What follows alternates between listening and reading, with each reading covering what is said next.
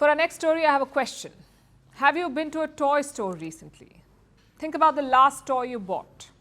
It could be anything really, a stuffed toy, a remote control car, a doll, an action figure, a board game, anything. Did you see where that toy was made? Chances are it was made in China. Most toys are. But have you ever wondered why?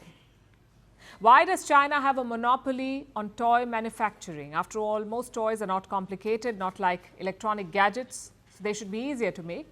Plus, there's a huge market for toys. So surely, there are more manufacturers in the world. But for some reason, most of the toys we buy come from China, and this is set to change because toy makers are looking for a shift now. I'm talking about big names like Hasbro and Mattel.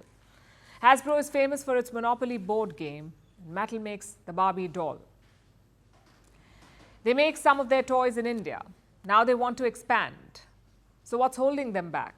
To understand that, we must understand the business of toys.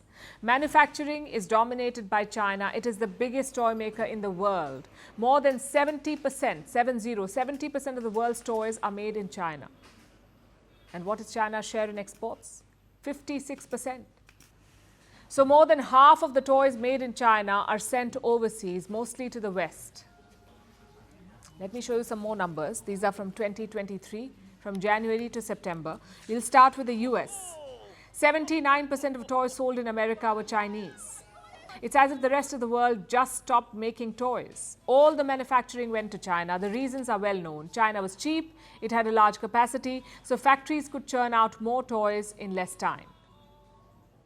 But the pandemic changed this. In 2020, when Chinese factories went offline because of the Wuhan virus, the toy makers struggled. China became less appealing for them. And they already had issues with Chinese toys, like poor quality. In fact, in 2007, there was a scandal. Mattel recalled 19 million toys. They were tainted with lead. We're talking about dolls, action figures, and cars. In 2018, Hasbro had a realization. Their annual report said this, that the company was too dependent on China. They called it an operational risk. So toy companies were looking to move. The pandemic proved to be a catalyst. That's when they actively started looking for alternatives, and India emerged as a good option. The reasons are obvious. India has a large working population, stable government policies, and connectivity with key markets. Plus, India has a unique advantage, the cost of labor. It is cheaper than China. Let me show you a comparison of salaries. In China, factory workers are paid between $198 to $376 a month. In India, it's between $108 and $180 a month. Global companies find it appealing. So they reached out to India. Last year, 82 companies showed interest. But the progress has been slow. And the biggest roadblock is capacity. India doesn't have enough factories. Going by one claim, there are just about 4,000 production units today. Say a company wants to move manufacturing to India, it can take two routes. Find a contractor or build its own factory. Now, using a contractor is simpler, but it can take up to 18 months for a company to find one. What about building your factory? It could take up to 3 years. So either way, you need more than 1 year to start making toys in India, and these timelines need to be shorter. That's the first challenge. The second roadblock is infrastructure. Companies need warehouses and last mile connectivity. India has been trying to solve these problems by building domestic manufacturing capacity and creating incentives. India made the first move in 2020. Import duties on toys were raised. Earlier it used to be 20%, now it is 70%.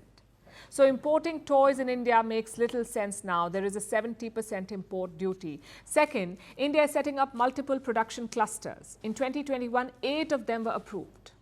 In 5 states, Madhya Pradesh, Rajasthan, Karnataka, Uttar Pradesh, and Tamil Nadu. Here, toy makers are getting subsidies in the form of rent concessions, power tariffs, and freight subsidy. So the market is witnessing a turnaround. From 2016 to 2020, China accounted for 86% of India's toy imports, 86%.